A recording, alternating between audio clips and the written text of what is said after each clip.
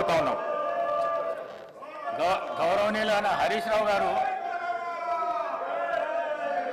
ఇంతకు ముందు రేవూరి ప్రకాష్ రెడ్డి గారు మాట్లాడుతూ గవర్నర్ గారు పర్మిషన్ ఇచ్చినాక ఏసీబీ కేసు అయిన తర్వాత హౌస్లో చర్చించడానికి వీలు లేదని చెప్పినాక కూడా మీరు ఈ విధంగా చేసుడు అన్యాయం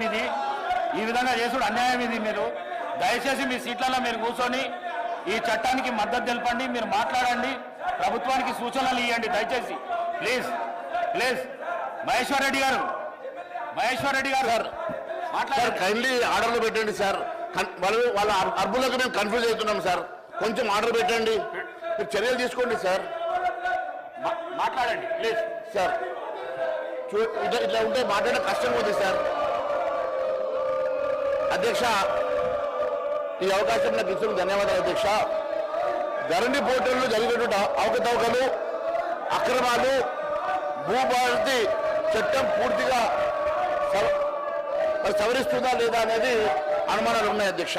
ఎందుకంటే ధరణి పోర్టల్ తీసుకొచ్చి అతిపెద్ద భారతదేశంలోనే అతిపెద్ద కుంభకోణంగా అభివర్ణించినటువంటి ధరణి వల్ల కోట్లాది మంది నష్టపోవడం వల్ల ఈరోజు మరి టీఆర్ఎస్ ప్రభుత్వానికి బుద్ధి చెప్పి టీఆర్ఎస్ ప్రభుత్వాన్ని ఓడించడానికి ప్రధాన కారణమైనటువంటి ధరణి పోర్టల్ వల్ల ఈరోజు వారు మరి ఓడిపోవడం జరిగింది. నేను ఒకటే తెలియజేస్తా ఉన్నా అధ్యక్ష, గతంలో దీంట్లో ఎన్నో కుంభకోణాలు ఉన్నాయని మొన్ననే గౌరవ ఉప ముఖ్యమంత్రి బట్టి విక్రమార్క గారు కూడా చెప్పారు. దాదాపు 2,50,000 కోట్ల రూపాయల కుంభకోణం ఉంది. దీంట్లో టీఆర్ఎస్ నేతలంతా కూడా ఈ కుంభకోణంలో భాగస్వాములు అని చెప్పి బట్టి విక్రమార్క గారు చెప్పారు. మేము ఒకటే అడుగుతా ఉన్నాం, మరి ఇంత పెద్ద కుంభకోణమని, భారతదేశంలోనే అతిపెద్ద కుంభకోణం అని అభివర్ణించినటువంటి ఈ ధరణి పోర్టల్ని మరి ఎందుకు దీని మీద జరిగినటువంటి అవకతవకల మీద మీరు సిబిఐ ఎంక్వైరీకి ఇవ్వడం లేదు? మరి గౌరవ మంత్రి శ్రీనివాసరెడ్డి గారు చెప్పాల్సిన అవసరం ఉన్నది. అంతేకాదు, మీరు ఈ భూభారతి చట్టం తీసుకురావడం వల్ల లబ్ధి కన్నా మరి మీరు ఎందుకని చెప్పేసి మరి ల్యాండ్ టైటిలింగ్ యాక్ట్ని మీరు తీసుకురావడం లేదో మరి సభకు తెలియజేయాలి. ఎందుకంటే భారతదేశంలో ఎన్నో రాష్ట్రాలు మరి ల్యాండ్ టైటిలింగ్ యాక్ట్ కోసము కసరత్తు చేస్తున్నటువంటి సమయంలో మీరు ఈరోజు భూభారతి అని చెప్పేసి కొత్త తీసుకొని యాక్ట్ తీసుకొచ్చారు. ఈ భూభారతి కేవలం మరి హారతి కోసమా, భూహారతి కోసమా, నిజంగానే భూభారతి మీరు దేనికోసం తీసుకొస్తా ఉన్నారో మరి తెలియాల్సిన అవసరం ఉన్నది. అధ్యక్ష, ల్యాండ్ టైటిలింగ్ యాక్ట్ ఒకవేళ తీసుకొచ్చినట్లయితే యజమాని చాలా స్వేచ్ఛగా తన ఆస్తుని కాపాడుకోవడానికి ప్రభుత్వమే గ్యారంటీగా ఉంటుంది. కాబట్టి ఒక్కసారి ఆ యాక్ట్ ద్వారా వారికి టైటిల్ వచ్చినట్లయితే వారికి పూర్తిగా ఆ టైటిల్ ద్వారా వారు స్వేచ్ఛగా ఉండొచ్చు. దానికి ప్రభుత్వమే గ్యారంటీగా ఉంటుంది. కాబట్టి అలాంటి యాక్ట్ మీద కసరత్తు చేస్తే బాగుండేదని మేము భావిస్తూ ఉన్నాం. అంతేకాదు అధ్యక్ష, భూదారు కార్డు అందోదారుల కాలంలో రైతులకు మళ్ళీ మీరు చేరుస్తామని చెప్పడంతో రైతులు కొత్త ఆందోళన వస్తూ ఉన్నది. దేనికోసం అని చెప్పేసి మీరు ఈరోజు మళ్ళీ ఇలాంటి కాలమ్స్ పెట్టేసి కన్ఫ్యూజ్ చేస్తూ ఉన్నారు.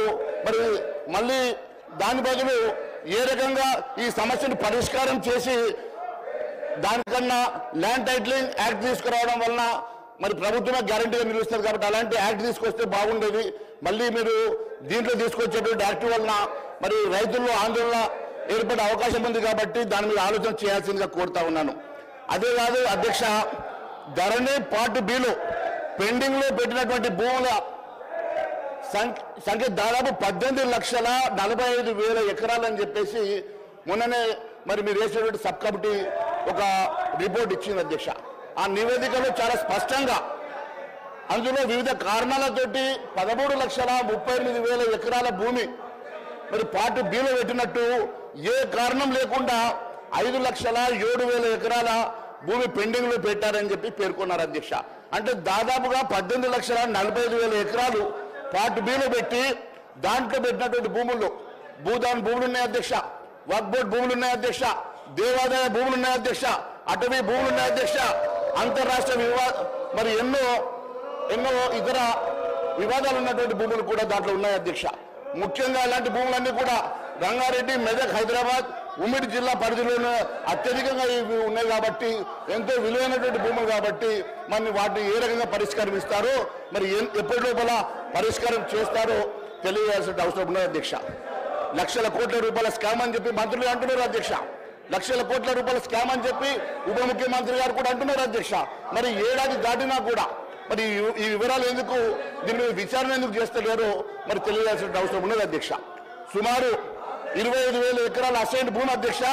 అన్యాక్రాంతమైనట్టుగా భూములు మొత్తం విలువ 2.5 లక్షల కోట్లని చెప్పి ఈ మేరకే ఖజానాకి ప్రభుత్వ ఖజానాకి గండిపడిందని నష్టం జరిగిందని ఉప ముఖ్యమంత్రి బట్టి విక్రమార్క గారు మొన్ననే మాట్లాడారు అధ్యక్ష.